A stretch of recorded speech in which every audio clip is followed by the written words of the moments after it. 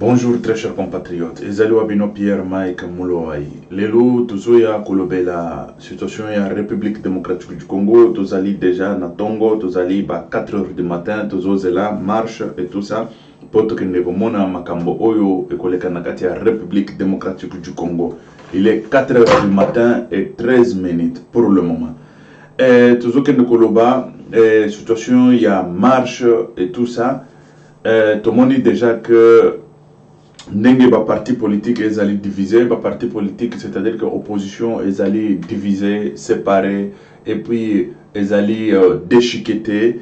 Problème ezali nini? Awa tokomo kende constater que Félix Tshisekedi ou IDPS ezokende na ko perdre petit à petit nani combat na bango basalaki depuis 30 ans, bazokende na ko perdre place na bango parce que il y a des histoires oyo ezokende ko lakisa que Félix Tshisekedi na le pouvoir bakozala en convenance secret ou toloba en connivence ou en convenance ou bazo kutana na ndenge ya sekele batu bazo yebana bangote problème ekozala yango wana.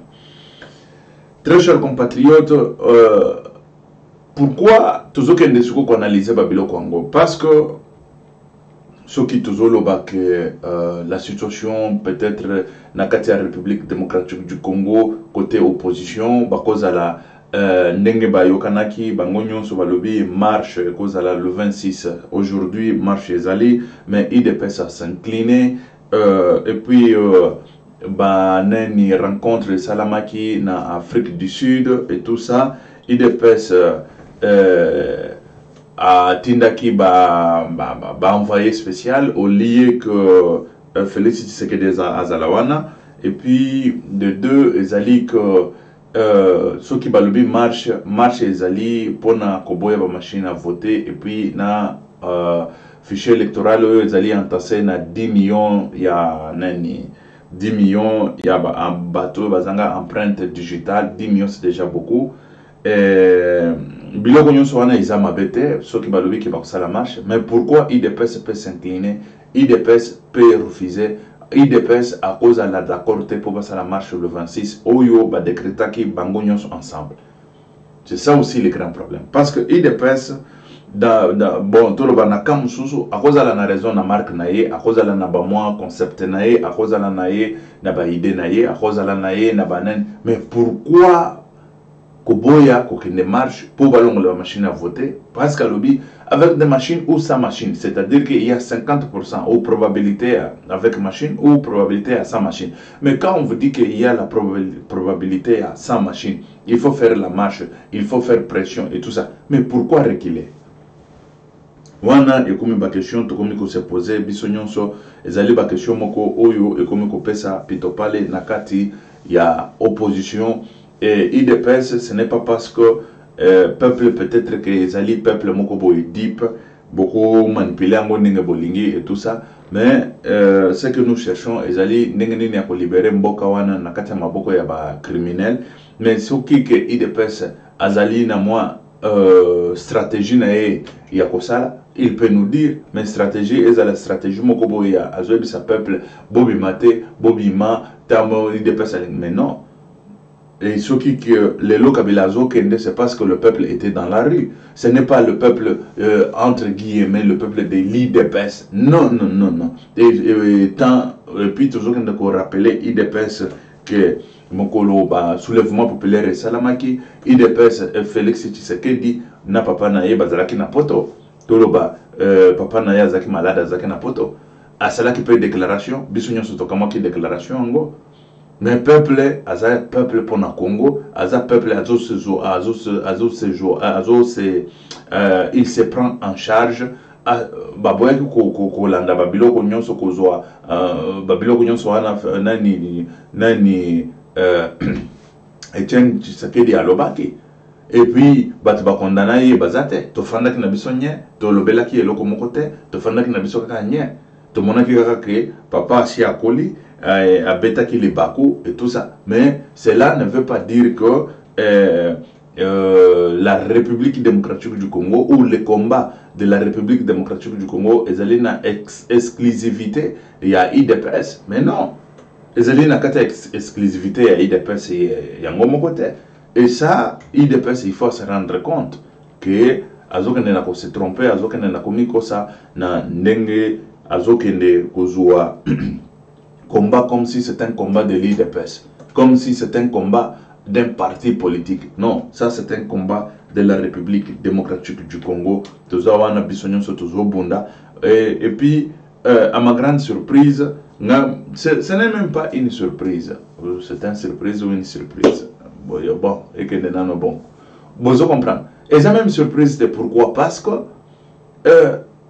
moi, je comprends déjà que IDPS, ceux qui ont eu le pouvoir, il va croire que c'est un combat na ye moko bundi, ye moko azui bokonzi. Il faut sikoyo asepele na bokonzi yango. Wana tokomi kobima sikoyo na contexte moko boye ya nani. Ça il faut le dire. Ezaka IDPS yango moko te ba parti politique ebele, bato ebele, baza soki bakei na bokonzi, bango bazokanisa ke non eza po bango balitaki, eza po nzamba yoki bango bakomi wana, il faut s'enrichir, il faut pas passer de n'importe quoi. C'est ça le grand problème. Aussi longtemps même Etienne Tshisekedi, il a inculqué quelque chose dans la population. Le peuple, c'est-à-dire que va mis en charge. Le peuple va bandir comme mais dernièrement, avant Koufa, babanda ko sala siko babilo ko mususu yangote. Tshisekedi azobima à partir ya Bruxelles, azokende ko peuple bozonga na ndako, tant peuple azaki déjà très chaud, abimi la population très chaude, babimi pour un soulèvement populaire, Kabila il faut akende tout ça, yango zo sala ke lelo yo to komi sikoyo na makambo ya ba élection. Yangonde zo sala ke lelo to komi na makambo ba élection, sinon bele Kabila fandi wana changer constitution pe libela. IDPS zo ndo ko ko bisa batuke bozonga na palais, bozonga na ndako. Très chers compatriotes, wana izaki mabaku, ou va benga kama mabaku. Mais siko mabaku wana IDPS azongi, siko IDPS abanda ko sala ngo, azozu ngo en otage comme si eloko moko boye il faut pas négocier na pouvoir ou abanda ko zongo en otage comme si combat isa combat na bango moko ou abanda ko zongo en otage comme si sans l'IDPS il n'y aura pas de combat na kati ya République démocratique du Congo.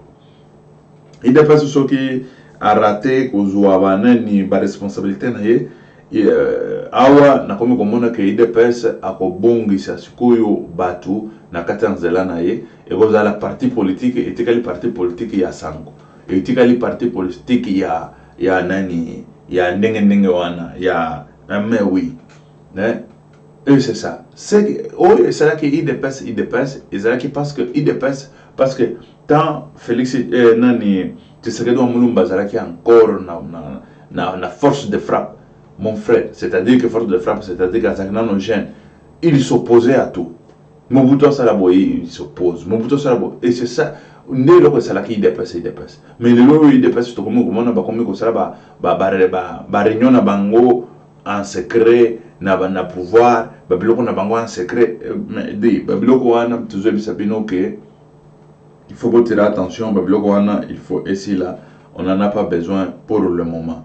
Voilà, ça, wana ezali likamboya IDPS na ba parti politique mususu oyo ezali ezobenga batu pona marche ekozala lelo oyo toza wana po to transmettre bino ba marche, to transmettre bino ba makambo nyonso oyo ekoleka à gauche à droite et puis nous sommes là pour lutter. Nous sommes des Tozana Katia combat. Ça, c'est un combat. Chaque fois, nous avons que Tozali Nakatia combat. Awa, eza blague, eza jeté. Parce que les gens sous bafande comme si eza blague, comme si eza jeu. Non. Ici, on vient informer notre peuple. Parce que le peuple Nabiso Bazoua, moi, responsabilité na bango pona mboka na bango et puis pona. Excusez, pona mboka na bango et puis pona nani bana na bango parce que toza na bana toboti na poto bana bakoloba papa nazongi nanga mboka na yo nazongi mboka na biso esika to utaki excusez tozongi mboka na biso esika toutaki de façon que tosala mosala o toyoki ke kuna makambo ebandi kobonga tobongisa mboka lisusu davantage okoloba na mwana ke kozonga te parce que tu es français, parce que tu es allemand, parce que tu es américain, tu es... mais non. Là il faut toyebaka yango ke mboka wana eza mboka na biso, eza mboka na bana na biso, et il faut tobundela yango wana tokopesa bino en direct makambo nyonso ezoleka kuna na Kinshasa, kaka Kinshasa yango moko te, na kati ya République démocratique du Congo ekozala na ba Lubumbashi, Bukavu, Kindu, Bandundu, Bandaka, Équateur, partout ndenge makambo ekoleka ya marche lelo na kati ya République démocratique du Congo. Tozokende koloba boyebi situation mususu oyo ya ba désespère oyo bakufaki na Kinshasa, bakangaki ba présumé tueur oyo babomaki nani ba désespère et tout ça. Boyebi ke Kabila yebi ke Kabila azali à la porte de sortie, azobima naye, azokende. Bon, kobima naye na kokende naye, Kabila akomi sikoyo koboma batu nyonso ba témoin gênant ndenge tolobaki. Déjà oyo bakangaki pona meurtre moko yaba oyo bakangaki pona meurtre ya désespère auti kokufa na boloko wana ezali Kabila batieli ye poison babomi ye pona balekisa likambo wana ezalaka lisusu te na avenir, parce que soki ke ba présumé ba oyo bakosamba bakotémoigner bakufi, nani mutu akosamba nani mutu akotémoigner. Kabila akomi koboma bango, Kabila akomi ko liquider bango. Déjà oyo présumé oyo azalaki ke ayebi makambo ya ba mort ya désespère auti kokufa na kati ya prison ya Kananga, bakei bakundiye, c'est-à-dire que bazui sekele nyonso bakundiye na sekele. Po boyeba ozo sala na Kabila oyebi te ke ozo sala na nani, ozo sala nde na Nkoyi wana tango ya leyo okoyeba ndenge nini okoyeba ndenge nini okoki ko se protéger contre Nkoyi. Bon, actualité ya lelo ezali toutefois actualité dominée par makambo na biso ya makambo na biso ya lelo oyo ndenge nazaboye nazokende na komona makambo mususu ezali kolekana. Voilà, bon, c'est-à-dire que makambo lelo ya ba marche. Mais ce qui marche lelo to solola na no peuple congolais, ce qui marche lelo est tenir. Ide pesa amone azomona teke azolala, ide pesa azomona teke azokende na kokufa, ide pesa azomona teke ezana ba décision mususu, parce que ba décision na ye, bon, moi ça me dépasse. Si c'était une belle décision, il y a que bon tolingi ba machine à voter, mais tout ça la marche ba longola ba machine et tout ça, là on aurait compris au moins que ezana ba makambo moko boye, on aurait pu comprendre que ezana ba makambo moko boye oyo IDPS azoluka. Mais na minute yo nde ekomi kopesa nga siko poto na mutu. Mais ça c'est vrai, il faut te le bakabo sem. Parce que ce qui a le baki que na machine sa machine tozoken. Pourquoi après c'est pas raison on va penser que la fois passée. Après c'est pas raison on va penser que la fois passée. D'office, il faut bakende na marche. D'office, il faut participer na marche ya kolobake. Tolingi ba machine wana te, tozo sa la pression, mais to kokende ba nani to boycotter ba élection te. C'est ça aussi le problème. Mais qu'est-ce qui se passe-t-il là-dedans? Ba question wana ethically sans réponse, ba question wana ethically sans réponse, vraiment nazo comprendre te, et puis nazo yebate situation ezali lolengeni. Yango ezole kelanga. Très chers compatriotes, toyeba ndenge nini tozo sala ba makambongo, parce que ça me dépasse. Ezole kelanga pour le moment, ezole kelanga na koleka. Na invité bino soki ki bozo comprendre quelque chose. na comprenaki ndenge bango balobaki ndenge ba expliquaki mais ya makambo ko boycotté marche nde pesi sikoyo makambo mususu na mutu makambo ko boycotté marche nde pesi sikoyo ke mutu ekomi ko baluka pambala mais comment beaucoup boycotté marche aussi longtemps ils ont un avantage na bino pas seulement bino ils ont un avantage c'est-à-dire que opposition mobimba dans l'ensemble. Là, elle est Kelinga, très chers compatriotes, n'a évité Nini Tokikoya Koebisabino. Ok, tozozonga tout de suite là, toya Toebisabino, Lisusu, Makambo, Oyo, Ezo, Leka, Nakati, République démocratique du Congo, les lots, tozali branchés, chaque fois, chaque moment, tozali wana po, Toya Koebisabino, que s'est-il passé, et puis Nini Ezo Leka, et le Cambonini eleki na Bandaka, le Cambonini eleki na Kinshasa, le Cambonini eleki partout. Mais tout ça na ba situation est belle. Les tout le ba situation nyonso yo, mais pour le moment tout ce que ndekotala nano makambo marche, tout ce que ndekotala nano mbutu na mwete oyo ezole kanakati ya République démocratique du Congo. Tozali na situation mususu ezali situation ya Seni alobi azali na ba hélicoptère oyo azui ba hélicoptère ezali ba hélicoptère ya kozwa nango ba nene ba machine à voter ezali déjà wa tuzali na bilili na éviter ce qui na ko coacher la bino bilili hélicoptère ezozo wa combien de machines à voter ezozo so ki 4 5 machines à voter ezali tu ba hélicoptère mike wana tu hélicoptère mike mais ce ko ba hélicoptère mike wana Ndé comme combien de machines, ndé comme machine tiwa.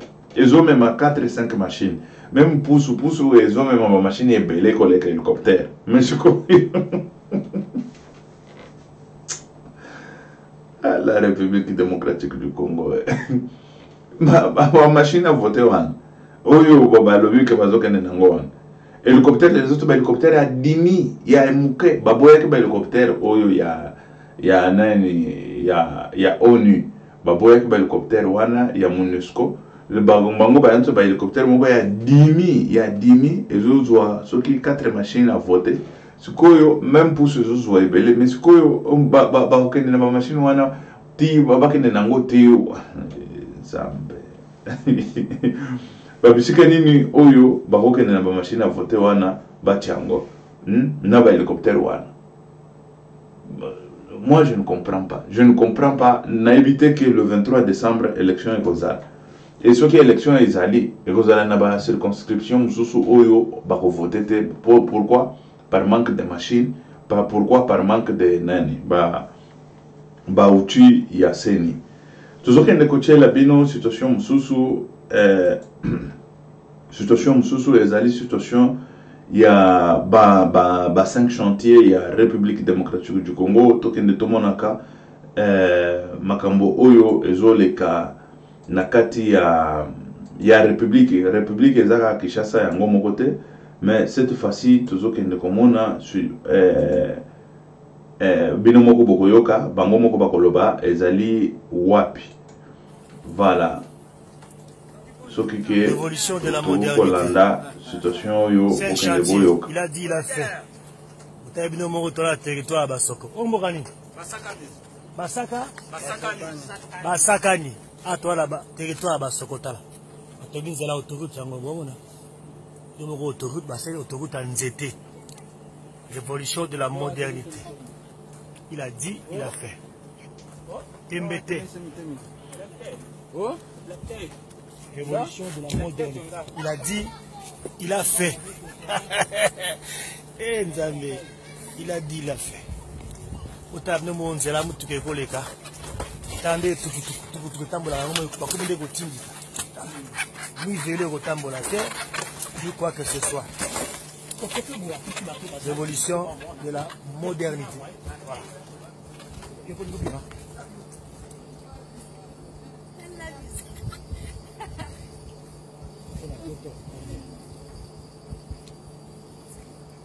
Hein? Révolution de la modernité. Moni, l'a dit, l'a fait. Dans un endroit où il y a un tonga, il y a un tonga, il y a un tonga. Voilà.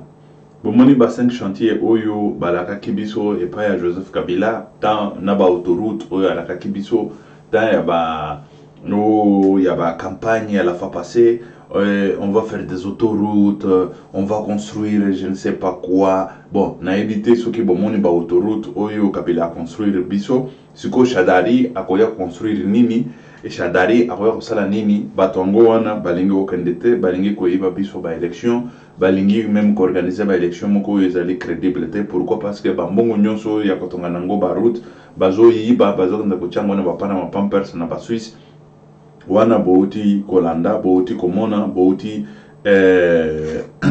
ko constater ensemble nanga ndenge basali bakatikati banzete bacheche na banzela wana nde autoroute oyo Kabila asali libatu oyo alakaki bango nakati ya ba élection ya la fois passée bon sikoyo ba élection ya tour oyo autoroute bako bon siko bakolaka biso nini lola likolo na se yango bakolaka biso bakoloba tokoyela bino likolo na se la fois passée tolobaki ke tokoyela bino ba autoroute toyeli bino te mais cette fois-ci lola il faut ekita et fondant la République démocratique du Congo. Mais on ne peut pas se moquer avec un peuple comme ça, on ne peut pas se moquer d'un peuple comme ça. Peuple nabiso yemo konde azokende komitika pe parce que ba médiocre wana, ba criminel wana, ba fandi, bazo yiba biso mbongo matin midi soir, bazokende na ko détourner. Tout d'abord nous sommes assujettis. C'est ça le grand problème. Nous sommes assujettis par des Rwandais, par des étrangers. Batunyo wana ba fandi sima bokonjwana, ce sont des marionnettes ba criminel pe mususu ba bandi pe mususu ba oyo bazolanda Kabila sima pour pouvoir ko nani ko kende ko ko leto ba mbongo mike aussi longtemps ba mbongo ya minene ebele ba mbongo ebele ezokende na Janet Kanambe na Kabila Kanambe na Zoé Kanambe bazozwa ba mbongo nyonso ya République démocratique du Congo oyo ba kosala nango ba autoroute na banzela bazokende nango. Mais de toutes les façons, tous awana, tous okende na ko découvrir makambo oyo ezolekana, c'est-à-dire que au fin fond il y a la République démocratique du Congo. Kuna na katikati ya République démocratique du Congo. Ezali kakate que non le kambo to ezolekana na Kinshasa basali ka kama boulevard wana ezasoki 30 km et c'est fini. C'est ça 5 chantiers. Pendant 12 ans, pendant 18 ans ou 20 ans, na bango ya Bokonzi, 5 chantiers nyonso mobimba yango wana. 30 km ya route. Il finit. 30 km ya route et c'est fini. Et yango bazoya po basala lisusu ba élection. Élection nani mutu akovote bango? Nani mutu akovote bango? Banzela ya nzete. Même l'Afrique mobimba nyonso wana. Ngana atamboli Afrique po kutaba biloko ya lolenge wana. Na kati Afrique ezali parce awo tozolo ba na Afrique tozolo bateke na poto okende kukuta biloko ya lolenga wana na Afrique ezali tellement passe mais chez biso c'est récurrent pozokende komona banzela mususu oyo ba autoroute Kabila asali ya banzete ba autoroute oyo Kabila asali ya lolenge na lolenge peuple congolais yango Félix Tshisekedi il faut attirer attention na politique au bazo kende nango il faut attirer attention quand il y a au moins marche il faut bisonyonso tous ensemble de façon que tobenga na Kabila et puis to barrer route et pas question ya ke bofandi bosololi soki ndenge nini na marque na bino po boya boye bisabiso soki ndenge nini soki na marque ya ndenge nini wana to boy bon de toutes les façons ndenge na bisaki bino bo s'abonner massivement bo s'abonner awa massivement de façon bobanda kozoka ba information matin midi soir tuzawana potolo ke la kabino ba information to pesa kabino ba information boyeba les kambonini ezole kanakati ya République démocratique du Congo. Et à part ça na kochela bino ezali neti archive mais ezali archive te ce matin et ba msusu pe ba ko monango ndenge Moïse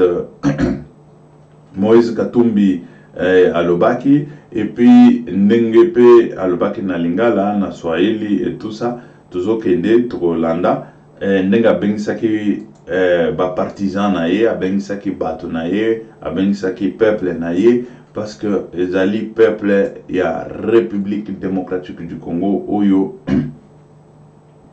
oyo ezali na nani bakobima na nzela po ba défendre la république na bango. Toza wana tozokende na kotala ndenge nini voilà ezali république na bango, et c'est ça la situation yango wana. Ce n'est pas que tozokende na là on est en direct nazolukela bino na éviter soki na kozwango soki na kozwango nazokende na koluka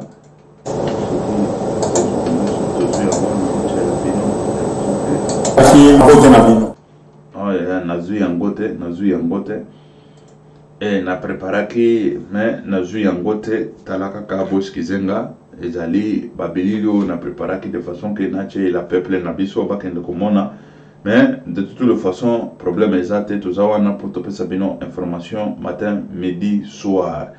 Bon tokei totiki bino toza wana tozo se préparer po toyeba makambo nini eleki na mboka po toya koyebisa bino.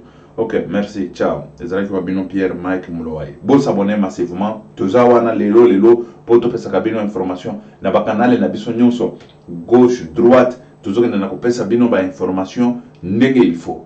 Que Dieu vous bénisse. Ok, merci, ciao.